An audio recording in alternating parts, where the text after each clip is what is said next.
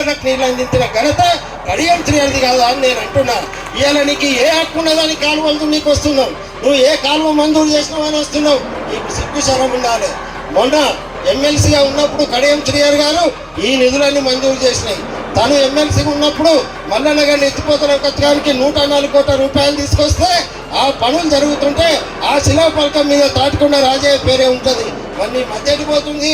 మరి నువ్వు ఏ దశలు ఉంటానో లేతే పొద్దున్నే ఏమైనా స్టార్ట్ చేస్తాడా నాకు జాతర లెక్క అర్థమవుతలేదు. కానీ నీ శిలాఫలకానికి నువ్వే పిండాలు పెట్టుకున్నావు అనేది కూడా ఈ సందర్భంగా గుర్తు చేస్తున్నావు. అంటే నీ రాజకీయం ఎటుపోతుంది, దిగజారిన రాజకీయం వైపు నువ్వు నడుస్తున్నావు.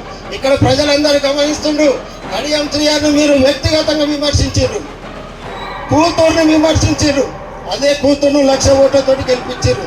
3,000 ఎకరాలు అన్నావు, 3 ఎకరాలు లేదని మళ్ళీ నువ్వే అన్నావు. అల్లుని విమర్శించినావు. 98 ఏళ్ళ మా అందరికీ సమాంతరాలైన ఆ తల్లిని కూడా విమర్శించినావు. అయినా నీకు సిగ్గు వస్తలేదు. నీకు ప్రజలు బుద్ధి చెప్తారు. మరి ఇంకా ఇప్పుడు తప్ప ఏదో ఉప ఎన్నిక వస్తుంది, లేదా నువ్వేదో ఎమ్మెల్యే అవుతావు, ఇంకేదో పగటి కళలు కంటే సిగ్గుపడుతుండని కూడా ఈ సందర్భంగా తెలియజేస్తూ, చివరిగా మా కార్యకర్తల పక్షాన, మా పార్టీ పక్షాన, మా అక్కా చెల్లెల పక్షాన ఇంకొకసారి ఇక్కడ ఉన్న నియోజకవర్గ ప్రజలంతా కడియం శ్రీహరి కుటుంబ సభ్యులం, కాంగ్రెస్ పార్టీ కుటుంబ సభ్యులం. ఖబర్దార్ ఖబర్దార్ బిడ్డ తాటికొండ రాజయ్య, ఇంకొకసారి పల్లెత్తు మాటగా నాలుక చీరేస్తామని కూడా ఈ సందర్భంగా హెచ్చరిస్తూ